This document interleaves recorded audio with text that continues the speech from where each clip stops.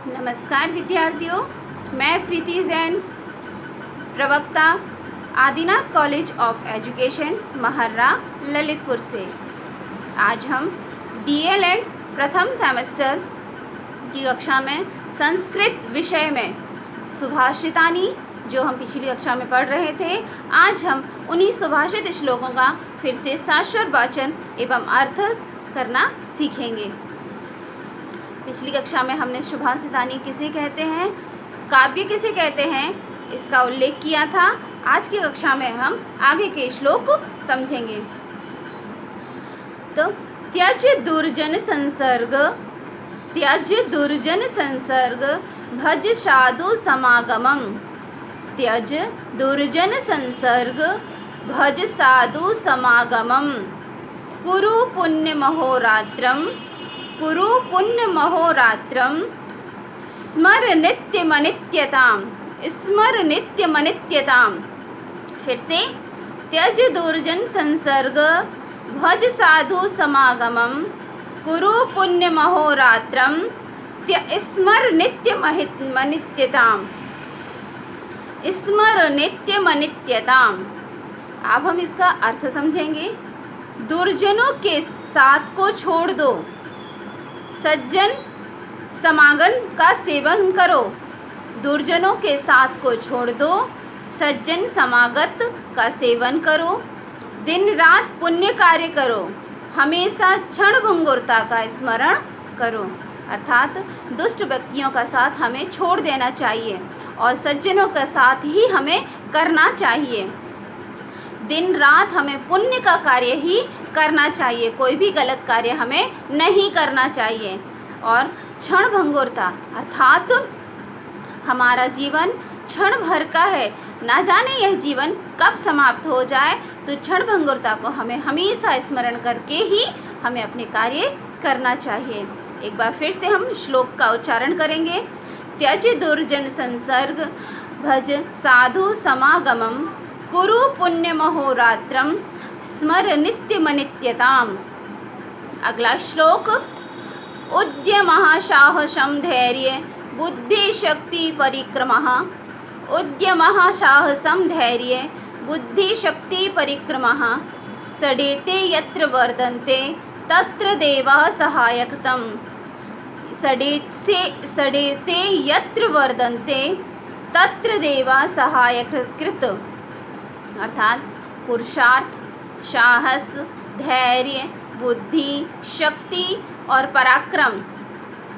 पुरुषार्थ, साहस, धैर्य, बुद्धि, शक्ति और पराक्रम, ये 6 जहाँ उपस्थित होते हैं, वहाँ पर देवता भी उस व्यक्ति की सहायता करने के लिए आते हैं या उनकी सहायता करते हैं। उद्यमः साहसं धैर्यं बुद्धि शक्ति परिक्रमः।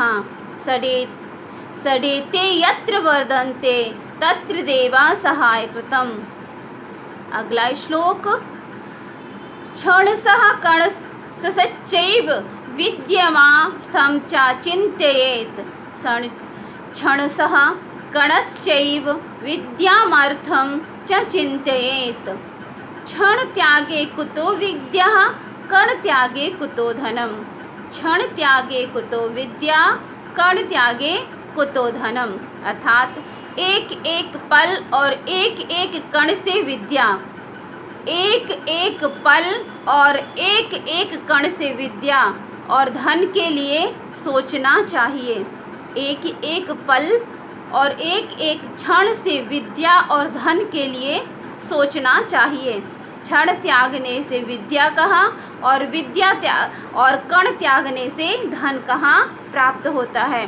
जैसे कहा जाता है कि एक एक बूंद से घट भी भर जाता है, उसी प्रकार से यदि एक एक पल विद्या अर्जन करने के लिए यदि हम एक एक पल का भी समय व्यर्थ ना करें और हम विद्या अर्जन करने का अभ्यास निरंतर करते रहें, तो हमें विद्या का अभ्यास बहुत अच्छे तरीके से हो जाएगा। उसी प्रकार छोटी छोटी वस्तुओं का अर्जन करना, एक एक रुपये, एक एक कण का भी अर्जन करने से धन की समाप्ति नहीं होती है। अगला श्लोक, प्रथमे नार्जिता विद्या द्वितीये नार्जितं धनं तृतीये नार्जितो धर्मः चतुर्थे किं करिष्यति। फिर से, प्रथमे नार्जिता विद्या द्वितीये नार्जितं धनं तृतीये नार्जितो धर्मः चतुर्थे किं करिष्यति।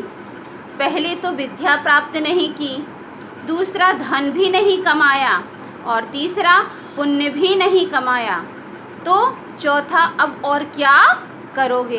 अर्थात आपने अपने जीवन को ऐसे ही व्यर्थ में गंवा दिया है। सर्वप्रथम बाल्यकाल में जब आपका समय विद्या अध्ययन करने का था, तब आपने अपना समय व्यर्थ में ही गंवा दिया है और आपने उस समय में विद्या का अध्ययन नहीं किया है। इसके पश्चात जब आपका यौवनावस्था आई, तब आपने धन का अर्जन नहीं किया है और इसके बाद आपने पुण्य भी नहीं कमाया, तो ऐसे जीवन का कोई लाभ नहीं है। ऐसे जीवन जीने से मृत्यु ही बहुत अच्छी होती है। अगला श्लोक, सर्वतीर्थ प्रिय वाक्य प्रदानेन सर्वे तुष्यन्ति जन्तवः। प्रिय वाक्य प्रदानेन सर्वे तुष्यन्ति जन्तवः तस्मात् तदेव वक्तव्यं वचने का दरिद्रता। तस्मात् तदेव वक्तव्यं वचने का दरिद्रता। अर्थात सभी प्राणी प्रिय वाक्य बोलने से ही संतुष्ट होते हैं। सभी प्राणी प्रिय वाक्य बोलने से ही संतुष्ट होते हैं, इसलिए प्रिय वचन ही बोलना चाहिए और प्रिय वचन को बोलने में कंजूसी नहीं करनी चाहिए। आज हमने कौन कौन से श्लोक पढ़े।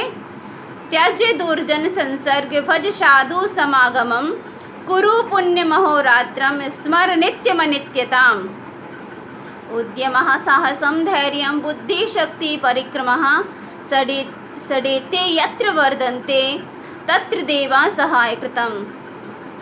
क्षणसः कणश्चैव विद्यार्थं च चिन्तयेत् क्षण त्यागे कुतो विद्या कण त्यागे कुतो धनम्। प्रथमे नार्जिता विद्या द्वितीये नार्जितं धनं तृतीये नार्जितो धर्मः चतुर्थे किं करिष्यति। प्रिय वाक्य प्रदानेन सर्वे तुष्यन्ति जन्तवः तस्मात् तदेव वक्तव्यं वचने का दरिद्रता। मैं आपसे भी निवेदन करती हूँ कि आप इन श्लोकों का निरंतर अभ्यास करिए। धन्यवाद।